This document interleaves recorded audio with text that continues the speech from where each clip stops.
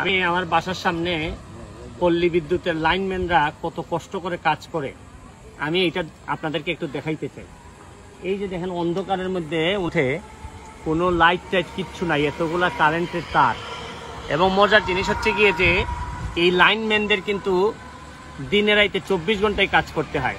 Even এদেরকে কোনো দল করার জন্য যে শ্রমিক ইউনিয়ন, এই লাইনম্যানদের ইউনিয়ন করার কোনো সুযোগ মারাও যায়। এখন পল্লী বিদ্যুৎ তারে কিছু দিলে দিবে, না দিলে নাই, খুব বেশি সুযোগ সে পাবে না। তা আমি একটা জিনিস আপনাদেরকে দেখাইতে যাই যে পল্লী বিদ্যুতের লাইনম্যানরা কত কষ্ট করে, অথচ এই লাইনম্যানদেরকেই কি পরিমাণ নিগৃহীত করা হয় চিন্তাই করা যায় না। এদের কোনো ইউনিয়ন করার সুযোগ নাই। চা শ্রমিকদের পর্যন্ত ইউনিয়ন আছে, যে কোনো ধরনের শ্রমিকদের ইউনিয়ন আছে, কিন্তু লাইনম্যানদের ছুটিও দেয় না। এই দেখেন লাইনম্যানদের কোনো ইউনিয়নও নাই, ছুটিও নাই, 24 ঘন্টা কাজ করতে হয়। এটা এক ধরনের নির্দয়তা। আমি জানি না যে কি কারণে ইউনিয়ন করার সুযোগ দিলে, বা এই যে এই লোকটা যদি এখন মারা যায়, এই লোকটা জানেন মারা গেলে পরে ওই যে কিভাবে বিভিন্নভাবে গোপন দিলে দিবে, না দিলে নাই। শ্রমিকদের যে প্রাপ্য, এইটাও ইউনিয়ন না করার কারণে এরা অধিকার বলে নাই বললেই চলে।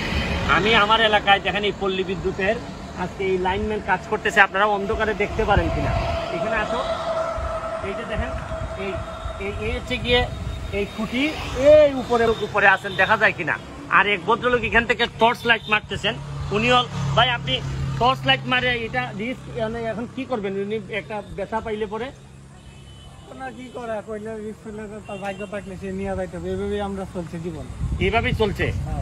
আপনাদের কাজ করতে কি প্রায় 24 ঘন্টায় নাকি?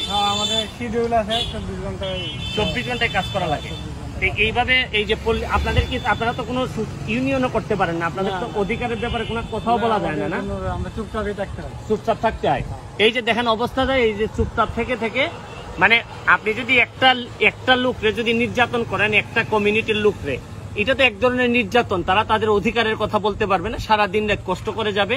এইভাবে কিন্তু অনেক সিকিউরিটি গার্ডদের এই অবস্থা করা হয়। আমি জানি না, হয়তো স্ট্র্যাটেজিক কারণে অনেকে এইগুলা করেন, কিন্তু এদেরও তো পরিবার আছে, এদেরও তো জীবন আছে। এই জীবনটা আমি মনে করি যে যদি এদেরকে মূল্যায়ন না করেন, তো বিভিন্নভাবে আপনি আসলে প্রকৃত অর্থে যে একটা সামাজিক ন্যায়পরায়ণতা বা ন্যায় বিচার যেটা বলা হয়, এটা কোনোদিনই কোনোভাবেই রক্ষা হবে বলে আমার মনে হয় না।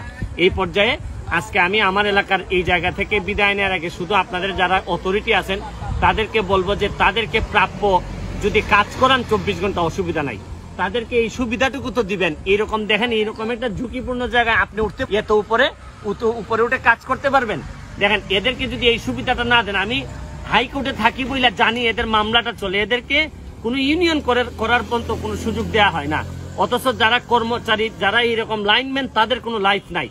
কিন্তু যারা যে জিএম আছেন তারা তো বিভিন্নভাবে নেভির জীবনযাত্রা আছে। এবং জানেন আপনারা বিদ্যুতের ব্যাপারে কি পরিমাণ দুর্নীতির অভিযোগ আছে বিভিন্ন জায়গায়, কিন্তু এরা কিন্তু দুর্নীতির অংশ না, দুর্নীতির অংশ অন্যরা। এরা কিন্তু সুবিধা পেয়ে যাচ্ছে, আর এরা মরতেছে, কিন্তু কোনো সুবিধার আওতায় এরা আসে না।